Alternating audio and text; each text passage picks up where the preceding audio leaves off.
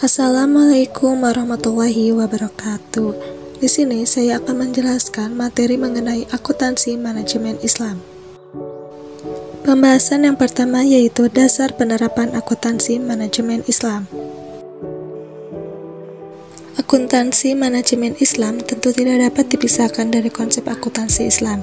Bila dilihat dari perspektif ilmu akuntansi, dapat dikatakan bahwa ilmu informasi yang mengelola bukti transaksi sebagai input dan data menjadi sebuah informasi atau output dengan cara mengukur dan mengelompokkan transaksi berdampak pada sebuah akun perkiraan atau pos keuangan.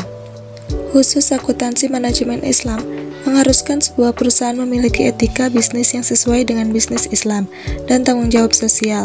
Karena segala tindakan kita akan diminta pertanggungjawaban bukan hanya di dunia melainkan kelak di akhirat. Ada beberapa surat yang dapat dijadikan pedoman akuntansi manajemen Islam antara lain. Yang pertama yaitu ada surat Al-Baqarah ayat 282 dan yang kedua ada surat Asy-Syura ayat 182 sampai 183. Pembahasan yang kedua ada konsep biaya dalam Islam. Salah satu prinsip dalam ajaran Islam adalah melakukan pemanfaatan sumber daya yang ada dengan menjalankan prinsip keadilan dan menghindari eksploitasi sumber daya yang ada. Biaya dalam Islam harus memperhatikan konsep halal dan haram.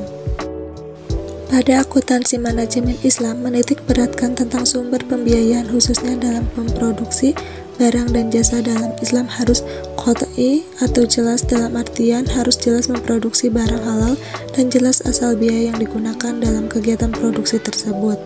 Modal menjadi perhatian khusus dalam konsep biaya dalam Islam, berhubung biaya modal yang digunakan dalam proses produksi harus jelas dari mana asalnya, yaitu bisa berasal dari pinjaman baik, pinjaman jangka pendek maupun pinjaman jangka panjang.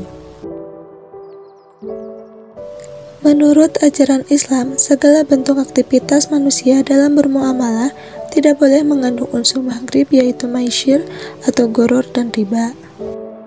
Semua bentuk kegiatan yang dilakukan seorang muslim harus menghindari aktivitas yang mengandung ketidakjelasan atau goror, penipuan atau maisyir, dan menghindari transaksi yang mengandung unsur riba atau bunga. Menurut Nikmah Hoirun Nisa dan Siti Akhiriyah 2019. Pengeluaran dalam konsep akuntansi Islam hanya biaya yang sesuai dengan syariat Islam, sehingga biaya yang tidak sesuai syariat Islam tidak dapat diakui seperti berikut ini. Yang pertama ada pembelian barang haram. Pembelian barang haram harus dihindari, karena semua aktivitas usaha dalam Islam dinilai halal haramnya, bukan hanya faktor ekonomi saja yang menjadi dasar keberlangsungan kegiatan usaha. Yang kedua ada biaya suap. Biaya suap atau riswah tidak diakui dalam Islam karena jelas diharamkan dan Rasulullah melaknat orang yang menerima dan yang memberi suap. Yang ketiga ada infak, sedekah, dan wakaf. Pengeluaran yang berkaitan dengan infak, sedekah, dan wakaf bukan diakui sebagai biaya, tetapi diakui sebagai investasi untuk bekal di akhirat. Yang keempat ada pembayaran bunga bank.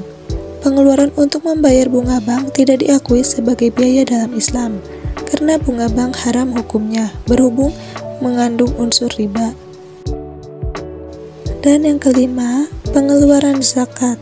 Pengeluaran zakat diakui sebagai pengeluaran yang harus dilakukan ketika sebuah usaha mendapatkan keuntungan di atas nisab dan masuk haul. Jadi pengeluaran ini mengurangi keuntungan usaha. Dan pembahasan yang terakhir ketiga ada penerapan akuntansi manajemen Islam. Ada beberapa cara penerapan akuntansi manajemen Islam, yaitu yang pertama ada biaya produksi. Biaya produksi ini dibagi menjadi dua, yaitu yang pertama ada biaya tetap dan biaya variabel. Yang kedua ada activity based costing atau ABC. Ketiga ada activity based management atau ABM. Yang keempat ada penganggaran untuk perencanaan dan pengendalian. Dan yang kelima ada analisis CVP atau cost volume of profit. Sekian dan terima kasih dari saya. Mohon maaf bila ada salah kata dalam penyampaian materi. Wassalamualaikum warahmatullahi wabarakatuh.